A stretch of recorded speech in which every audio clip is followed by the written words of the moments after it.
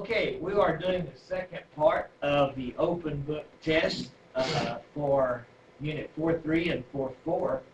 It says to sketch the region whose area is given by the definite integral and then use a geometric formula to evaluate. So we're going to graph this first. It says between 0 and 2, so we're just going to go 0, 1, 2, maybe we'll go out to 3 just to have an extra ditto mark there. And we know that this is a linear equation where the slope is understood to be 2 over 1, which means to go up 2 and right 1.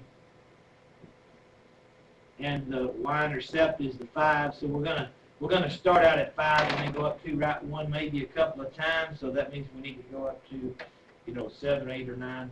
So we're just going to go up 1, 2, 3, 4, 5, 6, 7, 8, 9. We won't really have to go that far, but we're going to go at extra jumps so we can just kind of see.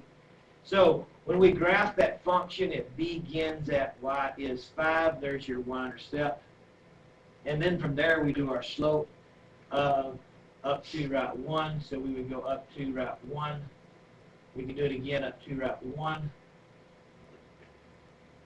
When we talk about bounded between 0 and 2, bounded between 0 and 2, then it would just go to the 2, and I'll just stop it right there. And then we can go up, and it's going to hit, if we go to the 2, I was off just a little bit. This should have been 7 and 1, and that would have been 9 and 2. So it's going to go up to here and come down and here. So my geometrical shape that is created by that situation is a trapezoid. If I lay that on its side, this is the normal way we would recognize a trapezoid. A trapezoid is a quadrilateral with exactly one pair of opposite sides parallel. The opposite sides that are parallel are called the bases, so we would call that base 1 and base 2. It's perpendicular here, and so this would be the height of the trapezoid. The formula for area of a trapezoid is 1/2 height times sum of bases.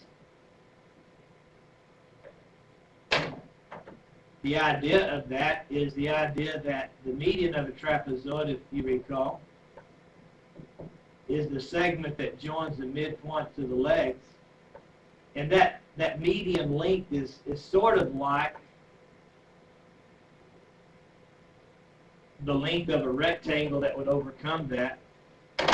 This little triangle here would be, if you take those triangles and you take what was lost and what was gained there, then you can see that the area of that trapezoid would be really the area of the median times the height. The median of the trapezoid formula is 1/2 the sum of the bases, 1/2 sum of bases. So there's actually your median, and then times your height. Okay, that's where that formula came from. All right, median times height. All right, so we're going to have area is equal to 1/2 times the height. Now the height here is actually this distance, which is 2. My upper base is from here to here, which is 5. My lower base is from here to here, which is 9. So we're going to have area is half of 2, which is 1 times 5 plus 4 by 9 is 14, so the area is 15. So we were able to find the value of the definite integral without using the limit process. We're able to just look at the geometrical shape, use the geometrical formula, and solve. Any questions on that? Okay, now we move into question number 6, and when we move into question number 6, we're getting into the fundamental theorem of calculus. And so instead of using the limit process to solve here, we're going to use the fundamental theorem of calculus. Now, the fundamental theorem of calculus says that we can actually do the integral. And let me go ahead and do the integral so I can show you. If we do the integral, and sometimes in my notation I was saying f of x equal. A more proper way to do that is just to say capital F of x, which is basically saying we got the original equation by taking the integral. So this is really my f of x, but we're calling it that because we add c, right? We have a plus c, which means that may not be exactly the original, okay? So if we were to do the integral of the integrand, t squared minus 2, what would you get? Remember what you do, you add 1 to the exponent, and then you divide by that, and then you would add 1 to the exponent and divide by that. So it would be t cubed over 3 minus 2t, right? And then we'd have a plus c, right? Now, when we're integrating using the fundamental theorem of calculus, we won't put the plus c, and we'll talk about why we won't put the plus c later, okay? So I'm going to scratch off that plus c, and in just a second you're going to learn why we don't need that, okay? Now, the fundamental theorem of calculus, we're really evaluating the integral between 1 and 1. And we did all that limit process, and there could be a proof of this, and we're not going to go through the proof of it. We're just going to show you how it works. What you do to find the definite integral is you're going to take that function t cubed over 3 minus 2t. You're going to take that integral and you're going to evaluate it between -1 and 1. And the formula actually is going to say that the integral is equal to f of x as x runs from -1 to 1. Let me just go ahead and line it out. As x runs from A to B, and the way that you would calculate that is you would do f of B, capital F of B, excuse me, capital F of B minus capital F of A, okay?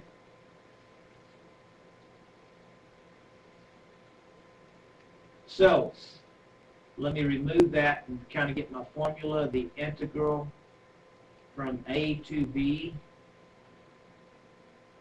of f of x dx is, find the integral, and then evaluate it from A to B. And what you would do is find the integral equation at B minus the integral equation at A, okay?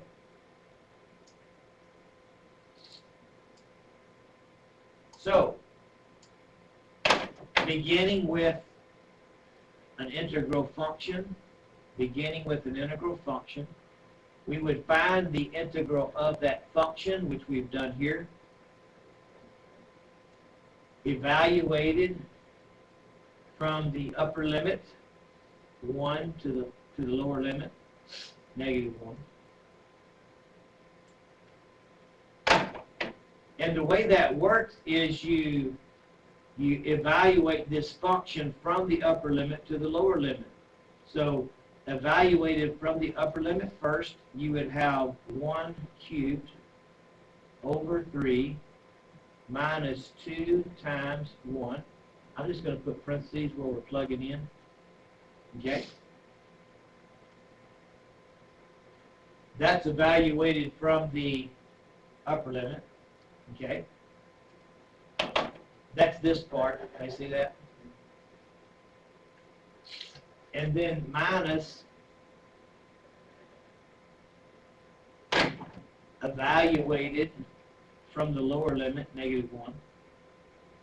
And again, we're plugging it into that integrated equation. So because there's a minus and there's going to be two parts, we need to put this in a parenthesis or a bracket to distribute that negative. And so then we would have -1 quantity cubed over 3 minus 2 times -1, and then we'll close that. See what we did? So this first portion, we're going to have 1 cubed over 3, which is 1/3. The second portion, that was that. Second portion, we've got a -2. I'm going to go ahead and distribute this, and we can mess with all at the same time. So we're going to have a -1 cubed is a -1, over 3 is a -1/3, but we change the sign, +1/3. Agree with that? And then we've got a -1 times a -2 is a +2 times that -1 is back to a -2.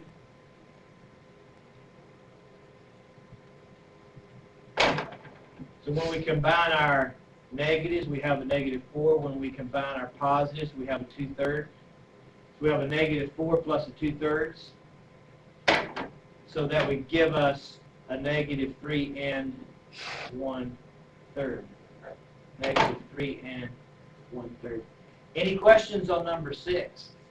That's a little bit nicer than that limit process. In the limit process, remember, we had to think about creating the area of a rectangle, because remember that the integral is really going to calculate for us the area under that curve, right? And as we thought about the limit process, we had to think about the width of our rectangles and the height of a rectangle as far as the function value, creating an infinite number of rectangles, and it got really kind of big. So you can see that this is a lot nicer way to solve the problem. Okay? Any questions on number 6? Okay. So, number 7, we're going to find the value of the definite integral. The actual function value, let's just rewrite this. That t to the cube root of t would actually be 2 to the t to the 1/3, right?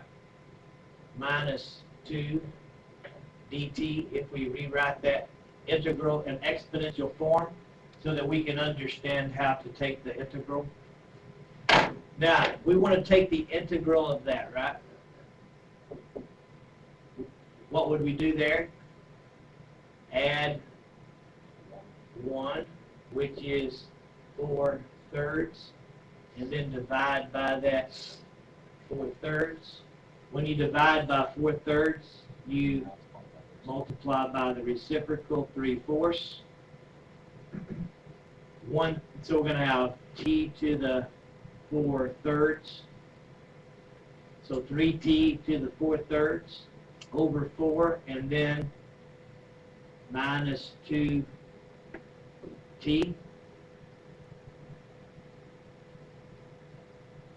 Okay. And then plus c. I forgot to talk about why we didn't do that c. Okay? Let me talk about that. I wish I'd have done it a while ago. If we put plus c on this one, in a minute, it's going to be minus. Remember, we're going to do the integrated value from b minus integrated value from a. And if you did integrated value of b, you'd have a plus. But when you do minus integrated value at a and distribute, that's going to make that a minus c. So that those c's are going to cancel every time. So you're going to put the c with the integrated value of b, which is positive. And if you put that c with the integrated value of a, that minus is going to make that a negative c. So they're going to cancel every single time. So because we know they're going to cancel, we'll leave off our c's. Now, if we were just finding the integral, we wouldn't do that. But since we know we're going to integrate the entire thing, we can leave those off. Okay, so we actually have, if I were going to write this, this would actually be f of t, right? My integrated function would be my original function without the c, so we don't call it f of t, we call it big F of t, okay? Evaluated from the limits of -1 to 1. So that's what that would look like. When we move from here, it would turn into that. But we kind of went through that process of work over here to kind of see that, okay? Now what this part means right here is that we're going to plug in a positive 1, and then we're going to plug in a -1, and we're going to subtract those, right? So we're going to have the function evaluated at the upper bound. So we would have 3, and I'm going to write that as the third root of my 1 to the 4th power, right?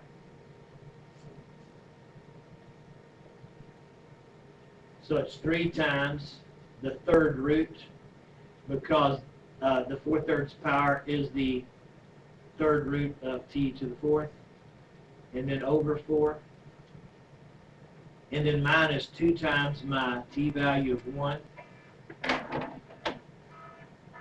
and then minus my second part. My second part would be, and I'm going to put a big parenthesis, 3 times the cube root of, this time it's a -1 raised to the 4th over 3 over 4, thank you, minus 2 times my -1. And again, we could have had attached to this a plus c, and in here a plus c, and this minus would make that a -c, and then that c would cancel that c, which is going to happen every time, so we just don't put the c's because we know they're going to disappear. Okay? So we can evaluate. We've got 1 to the 4th is 1, the cube root of 1 is 1, 3 times 1 is 3, over 4 is 3/4, minus 2. And we've got -1 to the 4th is +1, the square root of 1 is 1, times 3 is 3 over 4, and then times the negative is -3/4. And then we have a -2 times the -1 is a +2 times the -1 is a -2. And these go out, and you have a -4. Okay? Any questions on that? Now, you may say, how is that possible? That supposedly would represent the area under a curve, right? What could be the case? What could be the case is that because that went into the negative direction, we could end up with our curve being under the axis, or it could be upside down, and so the part of the shade that's under the axis is going to be considered negative, and the part that's above the axis is positive. So more of that graph would be underneath the x-axis than above the x-axis, that kind of thing. Okay? Any questions on number 7? All right. Appreciate your attention. We'll pick up from there next time.